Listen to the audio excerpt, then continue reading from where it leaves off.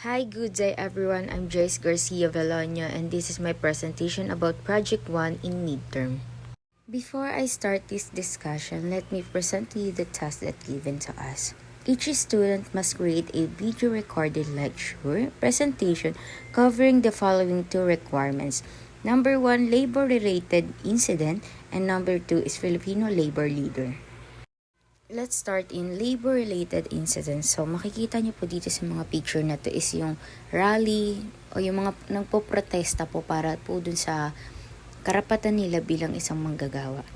At ang napili ko pong incident is the 2004 Hacienda Lucieta Massacre in Tarlac, Philippines. In 2004, tension escalated at Hacienda Lucieta, a vast sugar plantation owned by Cuanco family due to dispute over land reform and labor practices. The plantation workers organized under the United Lucieta Workers Union or UWU and the Central Azucarera del Tarlac Labor Union or CATLU. So, sinasabi nga po dito nung 2004 daw po dito sa Tarlac, nagkaroon po daw sila ng isang union or dalawang union po na ito na nagdidemand po na mapataas po yung mga wages nila o yung mga sahod nila, ma-improve po yung benefits and magkaroon po ng genuine land distribution. Lalo na po dito nung nagkaroon po ng management refusal po na ma-address tong mga kagustuhan ng mga workers, ay nagkaroon po o nahikayat po silang gawin talaga itong strike nito noong November 6, 2004 po. November 16, 2004. So, umabot po ng 10 araw tong strike na to with combined force of the police and military were deployed to disperse the protesting worker at Gate 1 of the Central Azucarera de Tarlac Sugar Mill. This dispersal turned violent and authorities using tear gas, water cannons, and firearms against the strikers.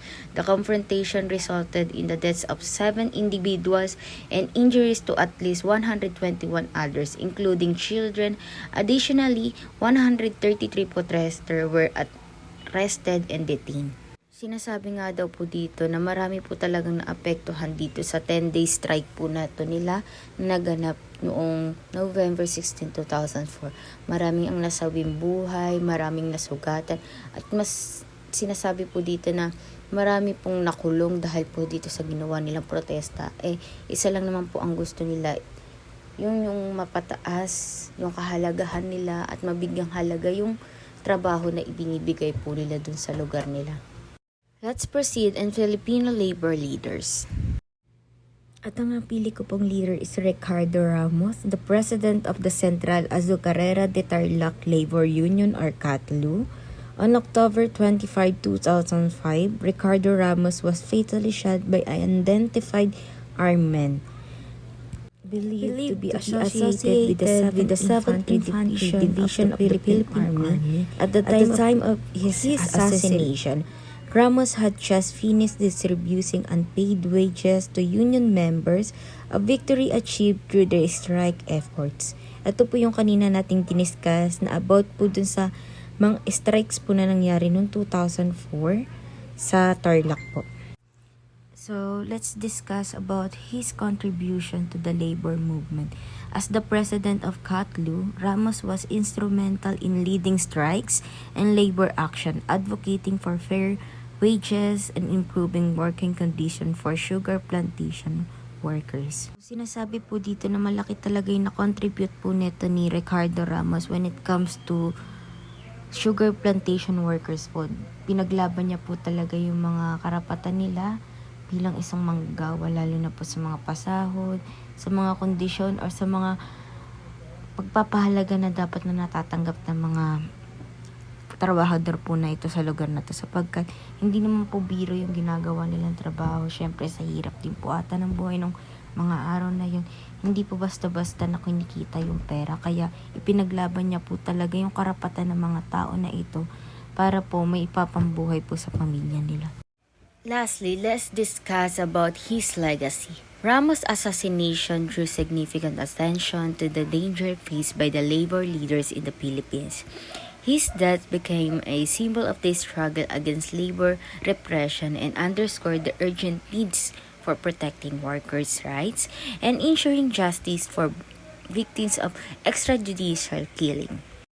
Tunay nga po kamangha-mangha itong buhay po na ibinigay kay Ricardo Ramos sapagkat ipinapakita po dito kung gaano kahirap maging labor leaders po, lalo na kung ipinaglalaban po nila yung karapatan ng ibang tao. Sapagkat ito daw po yung pagkamatay daw po ni Ricardo Ramos ay nagsisignify o nagsisimbolo ng struggle against labor repression and underscore urgent need for protecting workers' right.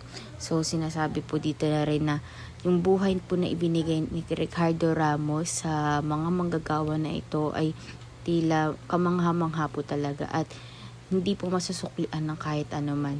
Ito pong kung aaralin pa po natin tong buhay ni Ricardo Ramos, makikita nyo po dito sa mga articles mo na hindi agad-agad binitawan ng Kongreso itong pagkamatay ni Ricardo Ramos sapagkat ipinaglaban din po ng mga labor leaders natin sa pamahalaan sa gobyerno yung buhay na nawala po dito sa isang leader po na ito.